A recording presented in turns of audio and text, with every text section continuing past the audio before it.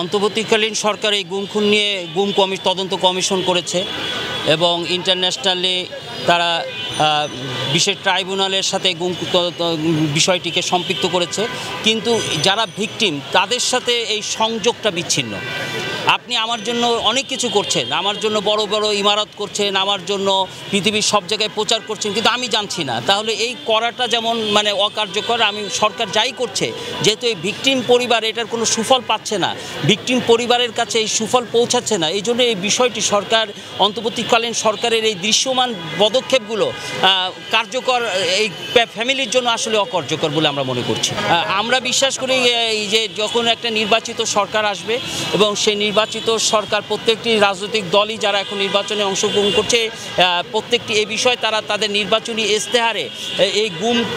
নিয়ে তাদের কি চিন্তাভাবনা নির্বাচনের আগে তারা এটি অবশ্যই ঘোষণা করবে। এটা আমরা নির্বাচনের যখন প্রক্রিয়া শুরু হবে, আমরা মায়ের ডাক থেকে প্রত্যেকটি রাজনৈতিক দলকে এই গুমের বিষয় নিয়ে, এই পরিবারের সদস্যদের বিদায় নিয়ে তাদের ইশতেহারে সুনির্দিষ্ট ঘোষণাপত্র আমরা দাবি করব এবং এই দাবির পরে তারা যে ঘোষণা দেবে, সেই ঘোষণার পরেই যে যারাই নির্বাচিত হবে তারা তো ঘোষণা আগেই দেবে, তখন অবশ্যই তারা নির্বাচিত সরকার তাদের জন্য এই কাজটি সহজ হবে এবং তারা করবে বলে আমরা বিশ্বাস করি। 2005 সালের 5ই আগস্টের পর আমরা প্রথমে ডিজেফের আয়নাঘরের সামনে গিয়েছিলাম 7 তারিখে। আমরা ভেবেছিলাম যে ওদিন দুজন বেরিয়ে এসেছিল, জামাত ইসলামের শীর্ষ নেতা গোলাম আজম সাহেবের ছেলে এবং মীর কাসেম আলীর ছেলে এবং মাইকেল, এই তিনজন যখন বেরিয়ে আসলো, আমরা ভাবছিলাম একের পর এক আমাদের চৌধুরী আলম,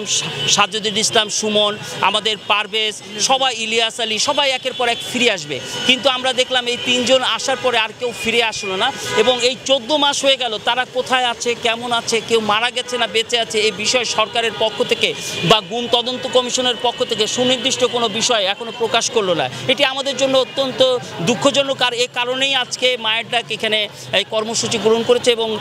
প্রতি সপ্তাহে আমরা এরকম ধরনের কর্মসূচি আমাদের অব্যাহত থাকবে যতক্ষণ না পর্যন্ত সরকার বা সরকার যাদেরকে দায়িত্ব দিয়েছে রাষ্ট্রীয়ভাবে গুম তদন্ত কমিশন, তারা যতক্ষণ না পর্যন্ত এই বিষয়ে সুরা না দেবে ততক্ষণ পর্যন্ত আমরা আমাদের এই আন্দোলন, আমাদের এই প্রতিবাদ আমরা অব্যাহত রাখব।